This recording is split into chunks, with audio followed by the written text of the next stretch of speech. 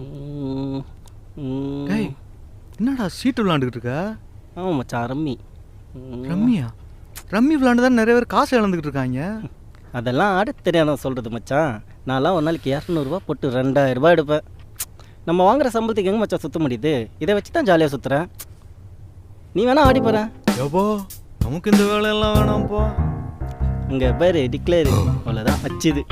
1000 இப்போ அடுத்து ஒரு 200 போடுவோன்னா அடுத்து ஒரு 1000 வந்துடும். நம்ம கோட்டை முடிஞ்சிடும். அதே மாதிரி தான் மச்சான்.